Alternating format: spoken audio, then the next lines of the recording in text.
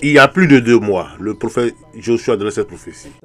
Ce que je dis, c'est précisément ce que j'ai à te dire, de manière très claire.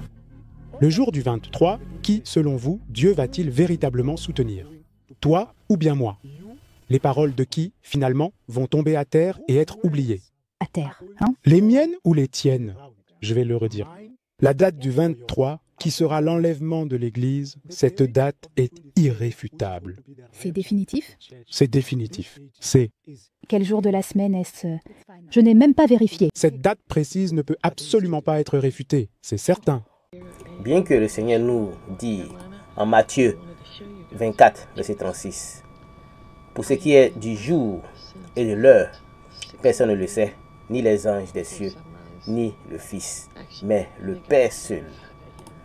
Il y a eu des gens qui ont quand même mordu à la baisson et cru en cette prophétie. Cette Américaine de la Caroline du Nord s'est levée à 6 h du matin pour scruter le ciel.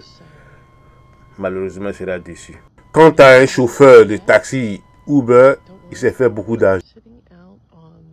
C'est comme ça, mais je conduisais pour Uber, tu vois. Et donc, je n'avais aucune idée que l'enlèvement allait arriver.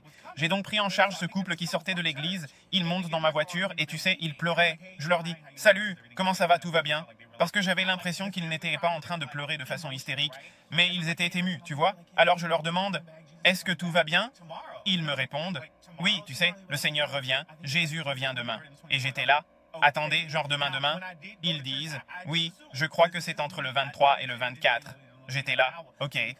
Maintenant, quand j'allais à l'église, j'ai toujours pensé, c'est juste moi, que ça sonnait comme, tu sais, on ne connaît ni le jour ni l'heure de son retour, tu vois. Ça fait genre 2000 ans qu'il est parti et il est censé revenir, tout ça. Donc je ne sais pas, ce n'est pas mon domaine.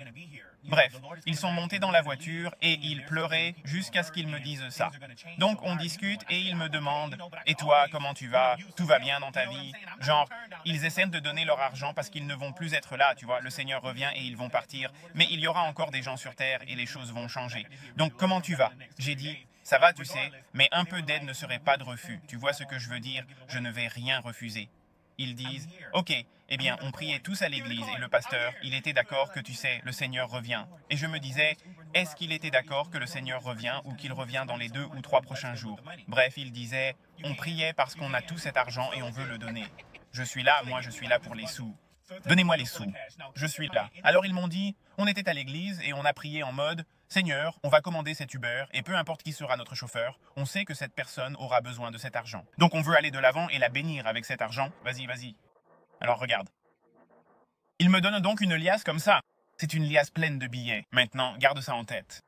Dans la soirée du mardi 23 septembre, il lance un direct sur lequel il y a près de 12 000 connectés pour suivre en direct avec lui l'enlèvement de l'Église. Comment est-ce qu'il se sent vraiment en ce moment? Comment te sens-tu, mon cher frère Joshua? Dis-moi. Comment tu te sens, mon frère? Je suis en paix. Je ressens beaucoup de... Pour être honnête, je ressens beaucoup de paix en ce moment. Beaucoup de joie, tu sais. Et oui, il n'y a pas d'anxiété, pas de peur, pas de doute. Je ressens beaucoup de paix aujourd'hui, tu sais. Plus tard. Quelques instants plus tard.